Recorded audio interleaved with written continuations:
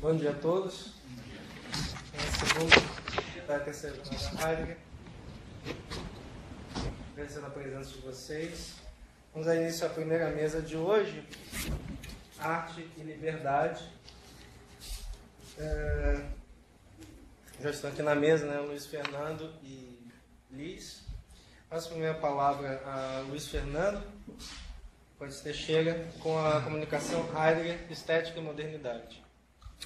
Obrigado. Bom, Heidegger, Estética e Modernidade é um tema que, na verdade, eu tratei como um recorte de um tema maior, um tema mais amplo, que procura discutir de que maneira Heidegger se posiciona em relação à arte e se é possível enquadrar isso dentro de uma estética ou não. A minha hipótese é de que não é possível considerar que o que Heidegger faz é uma estética em hipótese alguma. E nesse texto especificamente eu abordo única e exclusivamente o lado negativo dessa questão.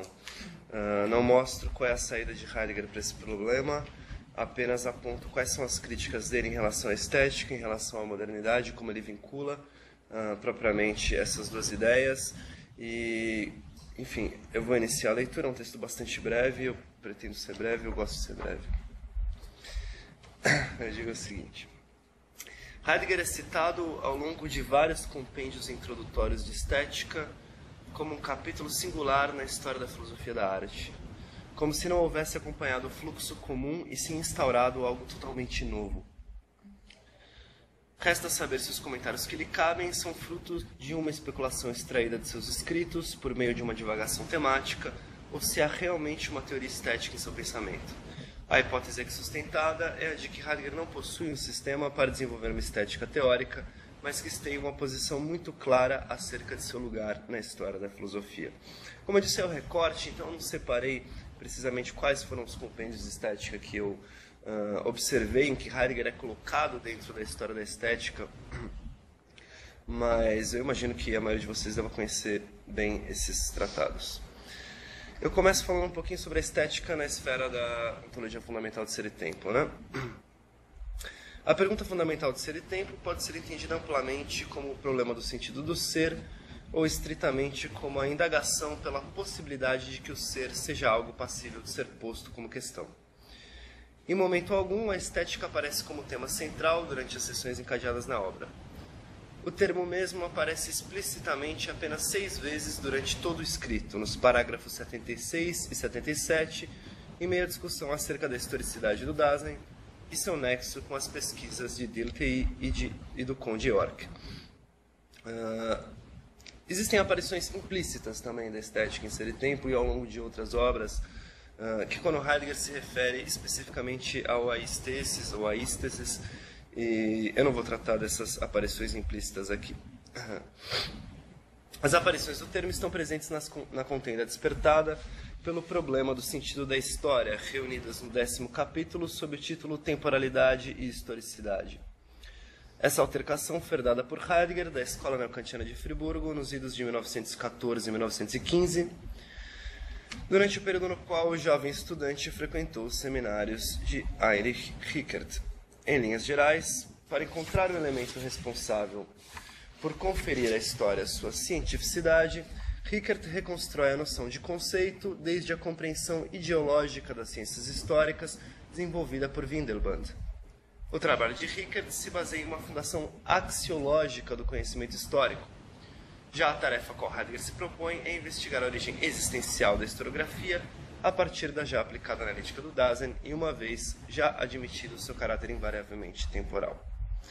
Heidegger abre o parágrafo 76 afirmando o consenso existente quanto à dependência entre história, o modo de ser do Dasein e a concepção de mundo reinante. A primeira aparição explícita da estética emerge de maneira adjetivada, justamente quando ele argumenta que não há garantias, neste caso, de um comprometimento historiográfico e não meramente estético.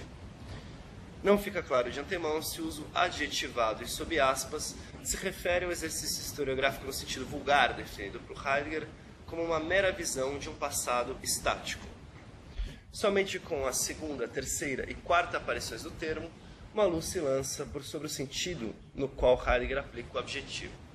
O termo aparece 3 vezes em uma citação feita por Heidegger do texto do Conde York. No primeiro sentido, a estética é para York uma prisão à figura. No segundo, York critica a concepção estético-windelbandiana da história como uma série de imagens. E no terceiro sentido, ele menciona o cientista da natureza como uma espécie de tranquilizador da humanidade, onde, além da ciência, há somente o deleite estético.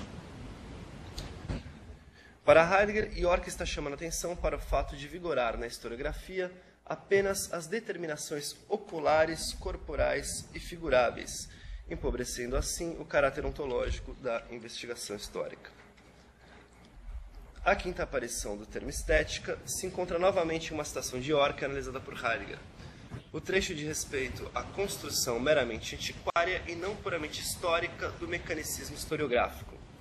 A construção estética seria designada para imputar certo sentimento de globalidade ao método da racionalidade.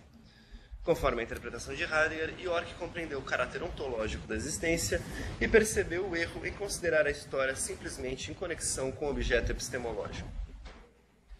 A autêntica investigação histórica se contrapõe ao modo estético-mecanicista, que é a última aparição explícita do verbete inserir tempo, unicamente ôntico ou ocular, desarraigado das influências, acontecimentos e consequências referente ao ente histórico e à questão ontológica do dasmo.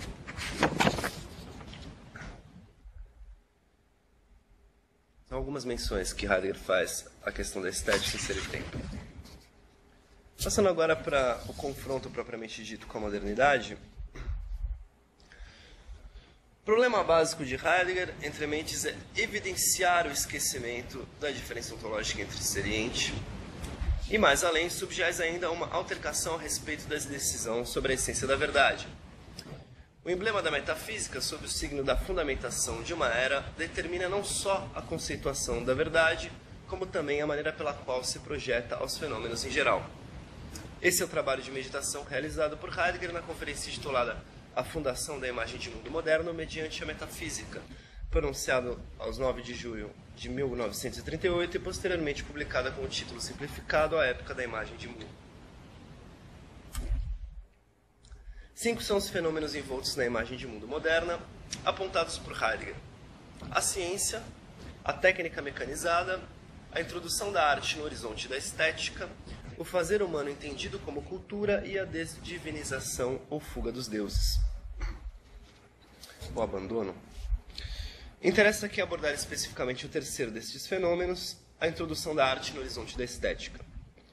Para Heidegger, abre aspas, eu cito, isso significa: a obra de arte passou a ser objeto de vivência e, em consequência disso, a arte passa a valer como expressão da vida do homem. Fim de citação. A restrição dessa esfera de aplicação da arte automaticamente abrevia sua manifestação como expressão de uma vida hoje fundamentada exclusivamente pela existência técnica e científica, apresentando um movimento de reclusão da arte como mera comunicação do homem moderno. Como se a estética restringisse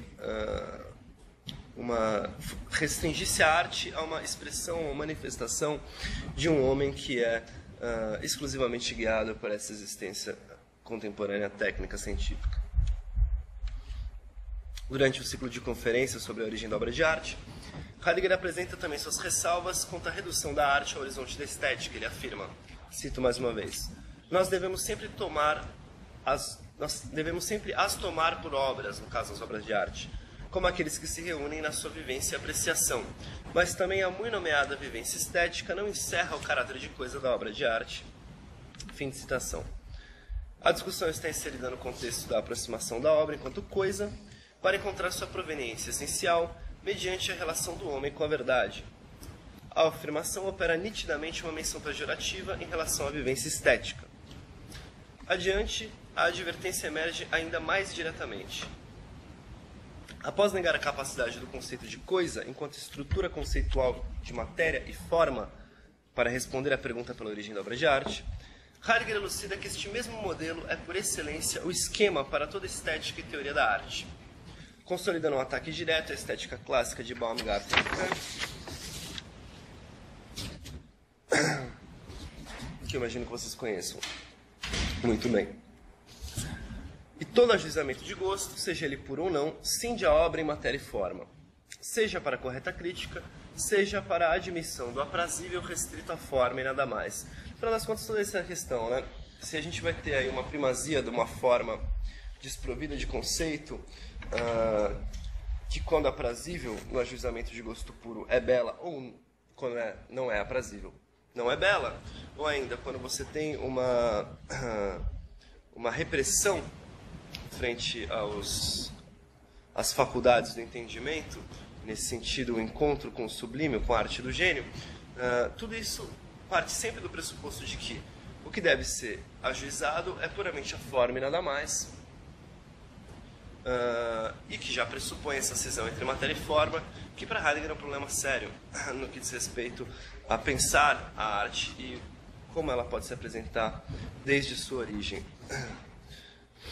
Por isso Heidegger mais uma vez insiste, eu cito mais uma vez, além disso também já há muito tempo se assume na área da estética a esfera da validade a partir desse par conceitual. Fim de citação. A confusão redundante dessa determinação é perder de vista a origem dos conceitos de matéria e forma imbricados na obra de arte e transferidos para a coisa. Ademais, confundem-se ainda as respectivas tarefas da estética e da lógica, sendo a primeira imputada ao ajuizamento do belo e do sublime, enquanto o discurso acerca da verdade caberia restritamente à segunda. Todavia, este movimento se constitui em um retrocesso de si mesmo, quando a pergunta pela estrutura da coisa alcança a definição de matéria e forma, e uma vez assumido o caráter invariavelmente coisal da obra de arte, é inevitável recorrer à especulação que aponta, na verdade da coisa, a possibilidade de um encaminhamento para a verdade mesma, desde a obra de arte pensada como coisa. E aí, uma conclusão mais fechada do caminho de Heidegger, ou do que se pode apontar como sendo o caminho de Heidegger. Contudo, o caminho do deleite estético, da vivência estética, da objetificação da arte mediante uma estetização da obra, não logra êxito no encontro da arte com a verdade, apenas anuncia sua própria morte. É uma referência clara a Danton, né?